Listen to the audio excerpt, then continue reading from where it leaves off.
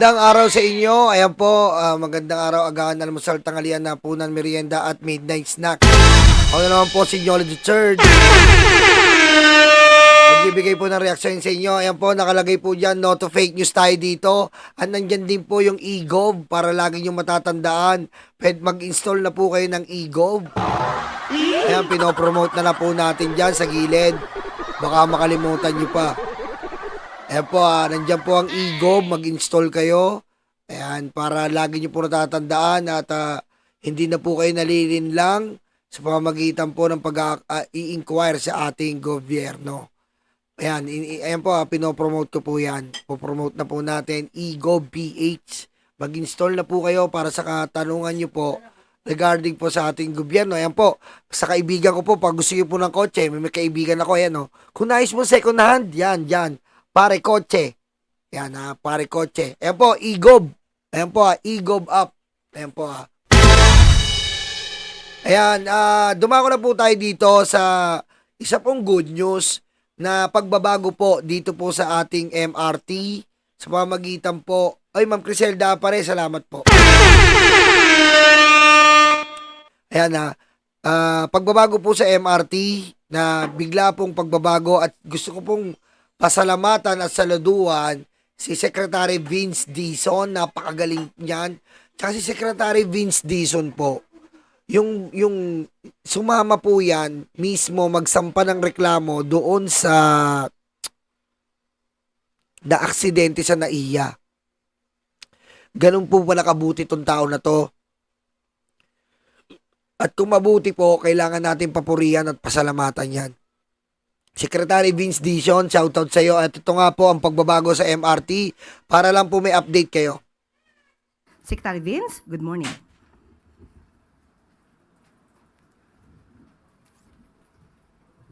Magandang umaga po. Magandang umaga po sa Malacanang Press Corps. Magandang umaga sa lahat ng ating mga tagapanood. Magbibigay kan po ng maikling update ang Department of Transportation sa mga pinag-utos po ng ating mahal na Pangulo nitong mga nakaraang buwan at linggo. Ayan, manood po kayo yung mga nagko-commute po natin mga kababayan dyan. Napakalaki na po ng pagbabago dahil po sa pagpupursige ng Pangulo na ilapit po ang gobyerno sa inyo. Ito na po ang pagbabagong iniintay natin. Ito na po ang hatid ng ating Pangulo. Panoorin niyo po ito. Para maibsan natin ng konti, kahit paano, sabi nga ng ating Pangulo, kahit paano lang matulungan natin, kahit paano yung mga kababayan natin sa kanilang araw-araw na pagkukommute. No? Alam naman natin lahat na hindi ganoon po kadali. No? So, siguro po, papaandarin lang po natin itong ating maikling presentation para lang po makita natin yung ating mga ginawa nitong mga nakaraang buwan. Unahin po natin yung sigurong sinabi ng ating Pangulo. Mas maliit na bagay. Yung para maging masagbaginhawa ang araw-araw ng buhay ng tao.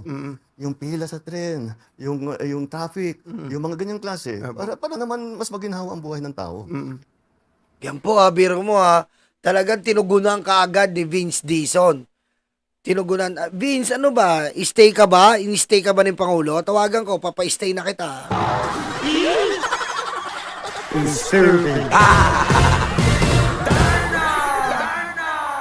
Magaling Kailangan pag ganito kagaling, ini-stay to. 'Di ba? Ini-stay, magaling Sobrang galing nitong Vince Dizon na to So, ayon na rin sa direktiba ng ating Pangulo na mag-focus po tayo sa mga pang-araw-araw na minsan naiisip natin magigit na bagay. Ayan kita mo, maluwag na po. Tignan po yung isa taas po, yung dati. Yung bago po ngayon, gumagalaw na po ang MRT. Wala na pong ganong pila. Napakagaling Bayan natin, hindi yan magigit. No? Malaking bagay yan dahil araw-araw po nilang dinadaanan yan. Dito po nakita po natin yung ginawa natin itong mga nakaraang linggo na nitong yung comparison, no? North Avenue. Kita niyo po gumagalaw na, hindi na po talaga yung sa North Avenue. Naku po sa North Avenue, grabe po hanggang kalsada yan. Minsan umiikot yan hanggang West Avenue po. Ang haba ng traffic dyan. Nung nag-MRT ako, pipila ako sa North Avenue, maabot na, lumiliko na ng West Avenue Grabe po yung sakripisyo ng taong bayan. Ngayon po, kitang-kita nyo, gumagalaw. Hindi na po talaga umaabot ng EDSA. Station po yan. Yan po ang isa sa mga pinaka-congested na stasyon ng MRT tuwing rush hour, lalo na sa umaga, between 7 to 9 o'clock ng umaga or 6 to 9 ng umaga. makikita po natin napakalaking diferensya. No? Dati po, umaabot ng halos 1 oras ang pila, minsan gampas pa ng 1 oras. Pero dahil po sa mga ginawa natin, base sa direktiba ng ating Pangulo, ngayon po, minuto na lang po ang binibigyan ng mga kababayan natin. Sa mga Tsaka gusto ko ngayon to, gusto ko po ngayon to, yung talagang, kung halimbawa, ikaw ang mainit ngayon, halimbawa, mainit ka ngayon, DOTR, ikaw ang sasalpak sa presko ng PCO. Nakaraan, kahapon po, yung sa mga NCAP, ayan po, maganda po ang ngayon, maganda ang pattern na ginagawa ng ating gobyerno. Na, yung latest issue po, ay talagang nagsasalita po agad. Yan po ang matagal natin pinangarap at nagkakatotoo na. Di ba? Na yan ang matagal nating pinangarap at nagkakatotoo na. Ano? Ay, Ma'am Norse Verano, thank you ha. Sir Nyolo, dito sa Pinas kapag may kotse o sasakyan ka na, sikat ka na. Hong Kong, bihira ang private na sasakyan, puro public transportation, may makikita kang private ka, so high-end na sasakyan. Oo nga ganyan sa Pilipinas. Tsaka ang problema natin, lalo na po yung NCAP, kita nyo naman po, yung NCAP pa lang, kaya palang sumunod ng mga Pilipino Diba?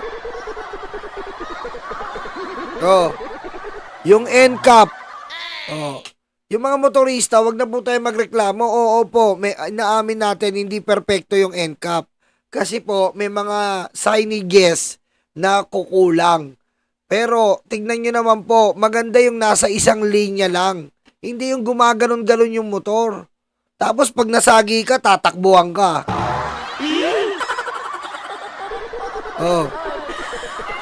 Diba? Pag nasagi ka, tatakbuhan ka. Kaya ngayon po, ang ganda po ng format ng NCAP. Kita mo, alam nyo po na magkaka-violation kayo, susunod pala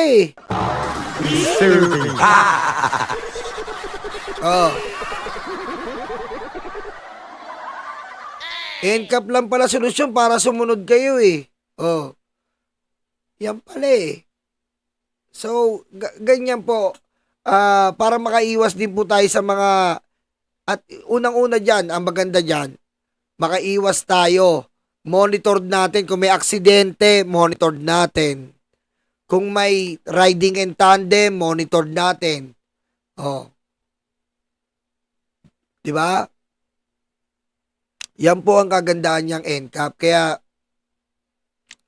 ako, pabor ako dyan sa NCAP Pabor ako dyan. Pabor ako dyan sa NCAP kasi, para mawala yung mga pasaway sa daan, daing pasaway Kaya naman pala sumunod. Kaya pala sumunod Kaya pala, yan ang NCAP. Ako sa ko diyan, pero sana lang po yung mga signages, kawawa rin naman po, linawan natin yung mga signages. Kasi lugi naman po yung iba na akala nila may paliko, wala pala, bawal pala lumiko, nakaliko sila, di ba? Yung signages lang. Tsaka ang kagandahan po sa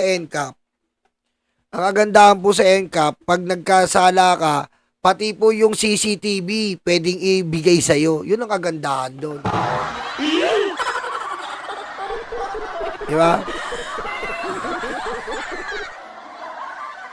Yun po ang kagandahan, di ba? Ano daw? Brad Nyolo, bakit di maingay si Kitty? Wala, nagpapa-opera ng bibig. Question sa MIT na ginawa natin yung ating pagbabago. Nakita po natin yung pagdadagdag ng mga tren, pagtatanggal doon sa mga x-ray, pero pinapanatili pa rin natin ang seguridad ng mga stasyon at ng mga kababayan natin. Nagdagdag po tayo ng mga K9 sniffing dogs, mga mas madaming mga armed personnel ng ating Philippine Coast Guard. Tama yun. Ganoon naman talaga Hindi mo na kailangan ng isa-isa in check. Maglagay ka lang ng confidential funds dyan. Yun, dyan ginagamit yung confidential funds. Alisin mo na yung security check, dagdagan mo ng intelligence. Di ba? Dagdagan mo ng intel dyan. Lagyan mo ng mga sniffing dogs para kung may magtatangka magbomba, madidetect agad. Lagyan mo ng mga agent na kunyari pasahero para madetect ang mga suspicious activities dyan. Ganon. Hindi na kailangan, nagpapatagal din po kasi yung pag-check isa-isa, bag, check, check, check. Dahil nga po dati po, nagkaroon tayo ng LRT bombing. At yung phobia po natin, nandun pa rin. Pero ngayon, ni-reverse nila na dinagdagan na lang nila ng security at mga intel. Di ba? I-retain ko to, J. Martin. I-retain kita, Big Bin Season, ha? Ha? I-retain kita kasi ikaw yung idol ko sa Inebre. Vince Hizon 3 point. Baldabid. Hawak ang bola, pinasa kay Noli Locsin. Noli Locsin nagtangka. Na-rebound uli ni Vince Hizon. Na-screenan ni Marlo Aquino. Nakawala sa 3 point. Vince Hizon 3 point. Ang Superman ng Ginebra, Vince Hizon.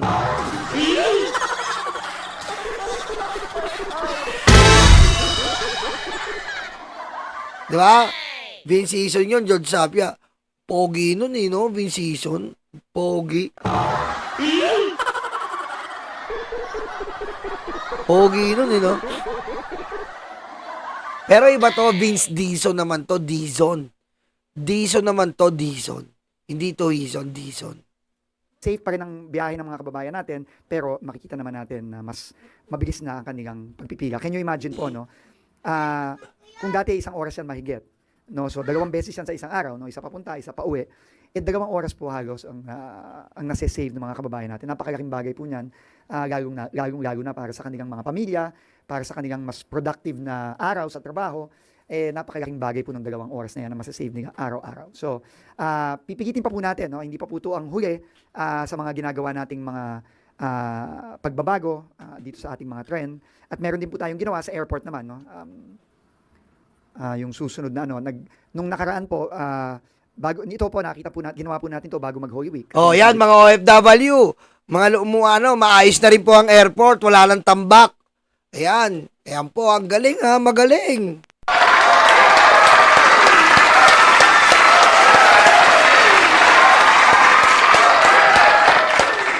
Yan po ang atid ng ating Pangulo. Pinakilos na lahat sila, kumilos kayo. Ngayon din. Diba? Bilang Pangulo, kailangan gawin natin mas kumbinyente ang biyahe ng mga kababayan natin. Example lang po, no, nung alinsunod na rin sa utos ng Pangulo. And ito, nakita natin, no, ito yung mga ginawa natin, bibilisan ko na lang po ito. Nung umpisa po, inayos natin lahat ng timers sa busway. Yan. Lalo na, no, dito nga sa padating na pag-aayos ng DPWH, ng EDSA, ng pag-rebuild ng EDSA ng DPWH. Malaking bagay po ito, no, dahil tuloy-tuloy na po yung daloy ng mga kababayan natin dahil nga naayos yung mga timer sa EDSA. Inayos din po natin yung mga elevator at nagdagdag tayo ng mga ng mga iba pang magagamit ng ating mga kababayan na may kapansanan, mga PWDs. Siyempre nagdagdag din tayo. Ayan mga may kapansanan po. Kayo rin, may mga matatanda dito. Yung mga matatanda dito, pwede kayo mag-elevator. Ayan yung mga matatanda. Pwede po kayo mag-elevator. Huwag na po kayo mahiya. Huwag niyong pilitin, okay? Huwag niyong pilitin. Okay, huwag niyo pong pilitin. Matarik po, lalo na dyan sa may Ayala. Matarik po dyan, huwag niyong pilitin. Mga matatanda dyan, huwag kayo mag-feeling strong. Mag-elevator kayo. Okay? Mag-elevator kayo, huwag niyong pilitin. Ng mga PCG personnel, ito po yung ginawa natin, nung mga magaling to si Vince D. Ayan na. last week na Ayan na, may elevator para sa inyo yan. Huwag niyong pilitin. week lang to. Kita nyo, kaklase nyo yan, kita nyo, puti yung buhok, kaklase nyo yan. Kaklase nyo yan, kababata nyo yan.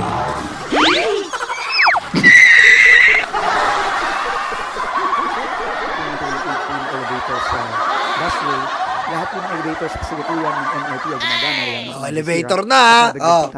Magaling to si Vince Hizon. Sa isang stasyon na tinesting natin, pero ngayon, since nakita na natin na epektibo, magaling to. pinapadagdag na po natin sa lahat ng busway station sa EDSA. Yung mga iba pa, syempre yung pagdagdag natin ng tren, nasa 20 trains na po tayo ngayon, pero gaya po nung inanunsyo natin this week, gusto pa natin magdagdag ng 3 pa sana. No? Alam nyo, kagandahan din yan, kung maganda po ang transportation natin, mapipilitan po ang iba na mag-commute. Hindi na sila magdadala ng sasakyan. So, if meron tayong effective transportation, makaka-enhance talaga po to ng napakalaking traffic din po sa EDSA. Hindi na sila magsasakyan, magko-commute na lang. Joshua Cristobal, good evening Philippines. Ingat po sa bumabiyay. Thank you. Diba? Po kasalukuyang nakipag-usap sa Sumitomo Corporation ng Japan para madagdagan pagalo ang mga trend natin. Of course, without compromising the safety of the system. And the Ayan na, ito po update. Pakinggan nyo to. Napakadami pong update nito. Kailangan iparating sa inyo eh. Ang dami. Meron na rin po tayo na GCash. Ayan na. Pwede na kayong mag-GCash. And ilang buwan lang po, pwede na po kayong mag-credit card. Itatap na lang. Napakadaming update po. the trains. No? At alam nyo naman din, nagdagdag din tayo ng operating hours ng 1 oras sa gabi a few weeks ago. And Meron po kasi mga klase sa amin ito yung na epekto nun. No? umabot po ng 9 p.m. Oh, yan. Yung pinaka-exact po na 9 p.m. tapos ng klase 10, maglalakad po ako papuntang station po mismo. So parang additional na oras din po sa akin kasi in case na hulaan po ako sa oras, sa kanila madali po ako na makabot po sa huling station. Nakatulong po sa akin para di po ako masyadong madali. Lalo na pag Oh, yan. So ito po, makikita natin no, yung sinabi nga ng Pangulo ng podcast. Oh, yan ha. Pati po mga extended na rin po ang MRT. Yan, pwede na po kayo extended na po. Okay? Extended. Tweet na yung mga maliliit na bagay kailangan talagang pagtuunan ng pansin din ng gobyerno, hindi lang yung mga malalaki. Alam ko sa DOTR, inaasahan nyo din na mag-report kami sa mga malalaking proyekto. Gagawin namin yon. Pero sabi nga ng Pangulo, kailangan talaga mag-focus tayo sa mga bagay na minsan hindi natin nabibigyan ng tamang pansin. No? Pero Yan talaga minsan mag-focus tayo sa mga bagay na hindi natin napapansin di ba? Pagpukusan natin yan, di ba? Pagpukusan natin mga bagay na minsan hindi natin napapansin. Ano ba yon? Huwag pa puro jowa mo. Di ba? Yan ang mahirap sa atin Puro ka jowa, tas hindi ka naman, in the end, hindi ka mahal. Pagtuunan mo yung mga bagay na hindi mo ganang papansin, makipag-inuman ka. Uminom ka rin. Diba? Yan ang mga bagay na hindi mo papansin. Pumunta ka 7-Eleven, makipag-inuman ka sa mga tropa mo, hindi mo na napapansin Yan, makipag-inuman ka, bumili ka ng 1 buong Andox. Inuman ka, yung mga hindi napapansin ang mga kaibigan mo yan Huwag ka puro jowa. Tama si Vince Dixon Di ba? Puro ka jowa, pinipirahan ka lang. Oh. Inututan ka lang. Yung mga kaibigan mo, hindi kayo, maglabas ka lang ng 1 Andox, inuman, gin lang, ayos na yan. Yan ang mga pagkaya tama yan. Mag-focus tayo sa mga bagay na hindi natin, mga tropa natin. Yan. Basta makipag-inuman ka.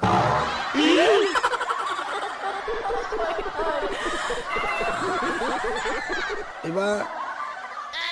Wala. Puro ka, kung ano-ano ginagawa mo sa buhay mo. Kung nagiinuman ka, sarap niyan. Sarap, Red Doors. Sarap. Sarap uminom. Yung mga bagay na pang-araw-araw na kailangan na addressin para sa ating mga kababayan. So, tuloy-tuloy tayo no dun sa ito Ito na. Yan meron na po tayong GCash. Yan na po Pagpipila po kayo, may GCash na para hindi na kayo nahihirapan. I-scan nyo na lang yung QR code, meron na. May paparating pa po yung may credit card kayo, itatap na lang. Kung may GCash card kayo, itatap nyo na lang. Kung may Maya card kayo, itatap na lang. Mabilisan na kaagad. Okay? Yan ang mga update natin. Importante to Nagtaka nga ako bakit hindi to kagad na-implement. Yung kaya naman pag-implement agad-agad. Itong cashless cashless. sa MRT. No? Tagal na pa ganyan. Pero ano kang pagaya, no? In fact, na-implement to I think in 2 weeks na nakabit agad-agad ng GCash ito. At ang maganda nito, meron kaming parating na mas gaganda pa lalo. No? Ito, Oy, Ria Lacinto from Japan. Shoutout po. yung cashless turnstile, meaning yung turnstile na pwedeng tumanggap ng iba't ibang klaseng payments. I think mga bandang July ito, no? If I'm not mistaken, i-implement na natin sa MRT. Cashless. At sa mga trend natin. Alam ko pati Baka pati credit card, pwede na, itatap mo na lang. O yung phone mo, itatap mo na lang. Hindi ka na kailangan bumigay ng beep. No? Nakikita na naman natin ito sa ibang bansa. So, yun ang sabi ng Pangulo, gawin na rin natin yun. And tsaka nga po, idagdag ko na lang, hindi na natin kasi medyo mahaba to. Dila ko na tayo kay Atty. Claire, Yusek Claire. Meron na rin po silang pagkakausap po ng mga private subdivision. Tama po yun ha. Nagkaroon po sila ng pag-uusap, MMDA, DOTR, DOT.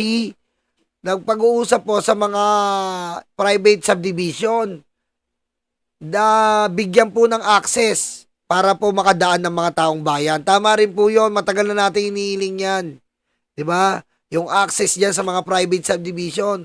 Actually, minsan pag dadaan ka sa isang private subdivision, makaka 5 minuto lang, malaki talagang menos eh. Malaki, makukonsume mo ang 30 minutes kaysa iikot ka pa eh. Diba? Kaya maganda rin po pagpupulong yan regarding po sa ating ang tawag dito, pag-renovate ng EDSA kasi masalimuot yan pag ni-renovate yung EDSA. Okay? O, dito na tayo kay Yusek Claire. Good morning. Maraming salamat, Transportation Secretary Vince Dizon. Bago tayo tumungo sa ating question and answer, balikan natin ang matugumpay na pagkuha at pagbalik sa bansa sa pagganting si dating Congressman Arnulfo Teves Jr. Sa pahayag ni Pangulong Ferdinand R. Marcos Jr. kagabi, una niyang nalaman na handa ang Timor-Leste na pabalikin si Teves sa Pilipinas mula kay Prime Minister Guzmao noong Asian Summit. Panoorin po natin ang video na ito. The former Representative Arnie Teves, is now back in the Philippines. I was first informed of this development by Prime Minister Guzmao during the ASEAN meeting that I just returned from in Kuala Lumpur, and that Timor-Leste was ready to send Teves back to the Philippines. So this would not have happened without the assistance of President Horta and Prime Minister Guzmao of Timor-Leste. They have been Kita mo ibig sabihin talaga, wala naman tayong pakialam eh. Alam nyo, sa totoo lang po, wala tayong pakialam kung nakipag-usap man si BBM o nag-usap man sila ng presidente ng Timor-Leste or whatever it is. Ang pakialam lang po natin, nakauwi na si Teves dito.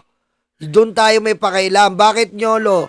Kasi po, para masagutan at matugunan po ang hustisya ng 10 namatay, kasama na po yung gobernur na nawala po si Digamo.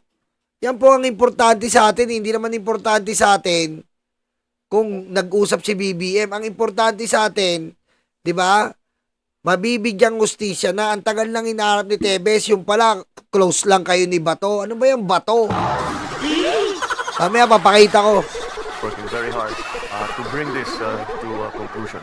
As we know, the former Congressman Arnie Teves is facing charges of murder and other crimes related to the ambush killing of the former Governor Digamo. We would like also to assure all our citizens that such lawlessness will not go unpunished. Kita mo yung mga paglabag daw sa batas, yari kayo lahat ngayon. Di ba?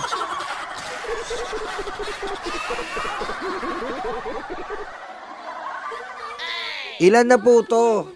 Alice Guo. Bumilang kayo. Alice Guo. Kibuloy. Cassandra Ong. Digong.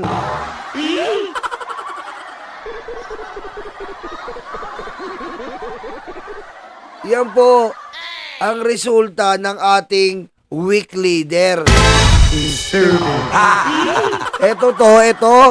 Ito si BBM. Yan ang resulta ng weak leader. Kita nyo naman, nauubos sila ng weak leader.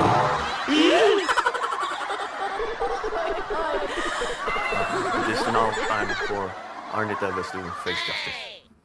At para po bigyan tayo ng mas detalyadong kwento patungkol po dito, narito po Ito ngayon na. sa ating harapan si Asek Erel Kabatbat, nakasama po natin dito sa government team na sumunod po kay dating Congressman Teves. Maraming salamat po, Yusek Claire. Magandang umaga, Malacanang Press Corps. Bilang pagtugon sa utos nating mahal na Pangulong Ferdinand Bongbong Marcos Jr., maayos, mapayapa, At matagumpay po natin nauwi sa ating bansa ang pugante at dating Negros Oriental Representative. Oy, Senate Japan Vlogs, pa-shoutout ang Inilog at Senate Labio. Shoutout po. Nauubos na ang masasamang tao. Oh. Ubus talaga yan kasi nga po, naunang nakulong yung demonyo. So, nililinis na lang po natin yung medyo mga tagasunod ng demonyo. Kapit Teves, ngayon po madaling araw. Pero hayaan niyo po na ako magbigay ng konting kwento lamang po sa ginawa pong pagkuha po sa dating mangbabatas. Alas 10 po ng gabi noong Huwebes ay nagpulong po ang mga member po ng extraction team. Kasama na po rito sina ASEC Eliseo Cruz ng DOJ, NBI Directors Jaime Santiago at mga kinatawan po ng DOJ, Bureau of Immigration, National Bureau of Investigation at ang mga magigiting po na piloto at crew ng Philippine Air Force. 10:27 po ng gabi na-kumpirma po na pwede pong dumaan ang Philippine Air Force 142 na aeroplano sa airspace po ng Indonesia. Oh, narinig niyo yun? Narinig niyo anong ginawa? Ulitin ko para malinaw lang po Ulitin ko. Philippine Immigration, National Bureau of Investigation at ang mga magigiting po na piloto at crew ng Philippine Air Force. 10:27 po ng gabi na-kumpirma po na pwede pong dumaan ang Philippine Air Force 142 na aeroplano sa airspace po ng Indonesia. 142. Pwedeng dumaan ang eroplano sa airspace ng Indonesia. Tanong, bakit ganon? Kasi po, kailangan mo magpaalam talaga. Pag dadaan ka sa airspace, pagpaalam. Ganon din po kay Digongyo. Ngayon, kung sinasabi niyong kinidnap si Digong, mga bobo, inutil, mga tanga.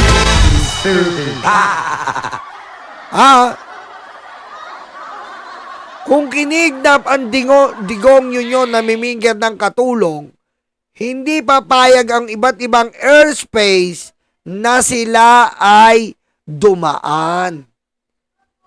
Diba? Yung pa lang matagal na natin in-explain yan. Pumayag ang iba't ibang airspace para padaanin si Digongyo. Ngayon kung kidnap yung mga tanga-tanga.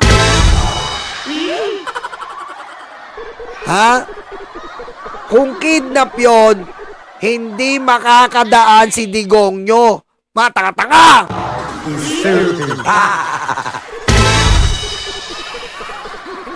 Kaya kayong mga naniniwala sa mga vlogger na inutil, na ampaw ang utak, good luck!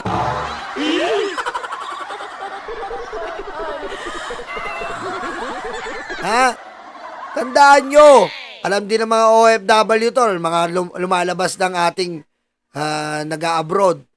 Lahat ng papunta ka sa aeroplano, sa airspace, international airspace, hindi ka pwede betting dumaan bigla-bigla, yung trip-trip mo lang. May mga permit and consideration yan. Kasi nga po, kailangan mo magpaalam dahil pag wala kang paalam, maaari kang makabangga sa international airspace. Dahil hindi ka nagpaalam, posible magkaroon ng indulto sa gagawin mo. Tanga!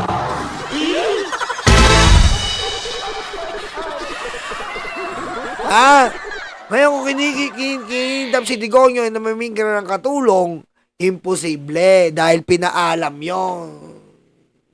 Bo!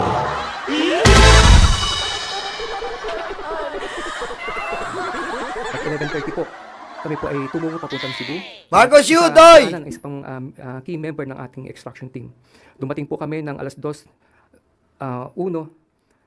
ng umaga sa Cebu.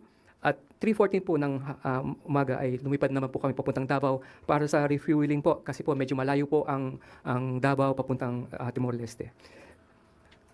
Pero hindi po kami kaagad nakaalis kasi 6:35 po ng AM, doon lang po namin na-receive o natanggap ang clearance na makapwede pong bumaba ang ating eroplano sa Dili, Timor-Leste. Meron na po kasing verbal agreement pero in-insist po ng ating mga piloto na dapat merong talagang nakasulat na clearance para hindi po magkagulo. Kita mo? Kasi nga, yung piloto, hindi niya isasanla yung lisensya niya na umalis-alis. Ngayon, ayan, malinaw. may clearance yan na pwede ka nang lumipad, pwede ka nang makita sa international airspace. Ganon din kay Digongyo. Naghintay din yung piloto. Siyempre, hindi nila sasanla yung ano nila yan, yung lisensya nila, tsaka yung pangalan nila dyan. Dahil pag nagkabirya yan, nagkabanggaan, putik sisisihin sa dyan. Oh.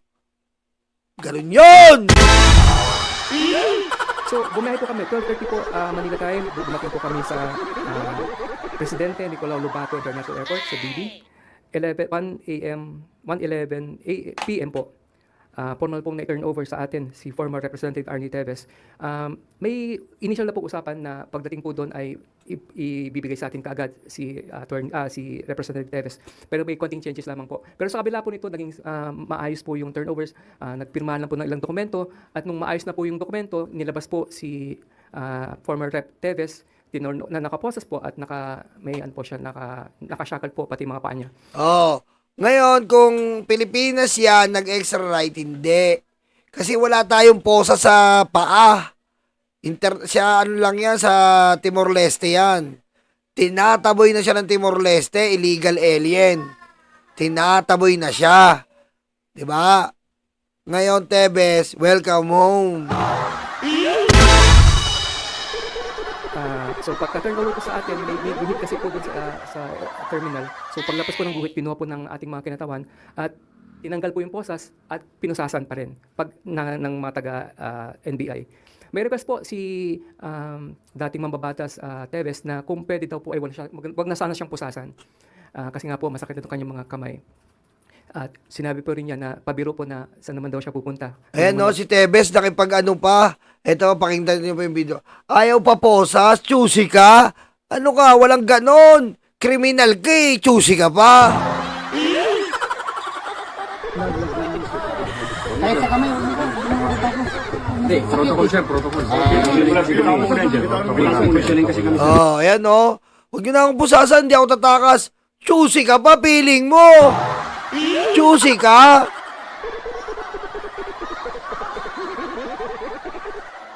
Huwag niyo na akong pusasan, hindi na ako tatakas. Choosy.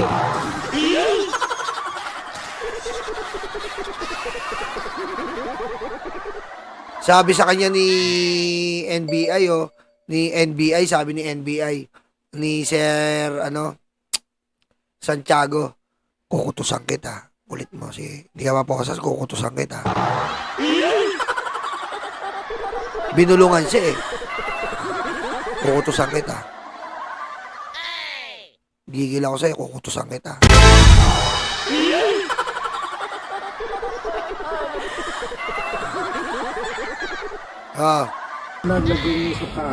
kahit sa kamay, huwag mo sir, hindi mo matatakas. Hindi, protocol sir, protocol. Ayan, binulungan, no. Kukutusan kita.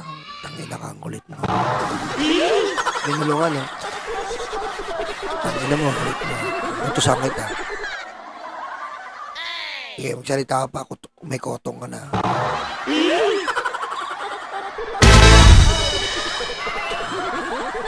Kaya nga eh. Putik dito nga eh. Wala ka pang kasalanan, nakaposas ka na, hayop na buhay. Ikaw, piling VIP ka, kriminal. Kasi kami sir. Okay lang sir, maganda sir. Okay lang. Kami nakasama. Okay lang masakit, huwag niyo na ako lagyan. Sana. May usap na lang ako, huwag na. Sir, protocol lang to. Protocol lang. Arte mo ha. Para hindi tayo question. Opo, babalik. Nasasaktan ka pala yung yung dami ng pinatay mo. Wala lang sakit yun.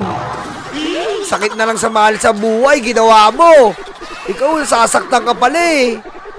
Sasaktan ka pala, kala namin manid ka sa mga pinatay mo eh.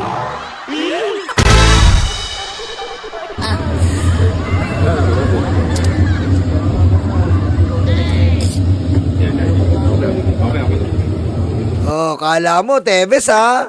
Ang angas mo pa ha. Angas pa ha. Oh.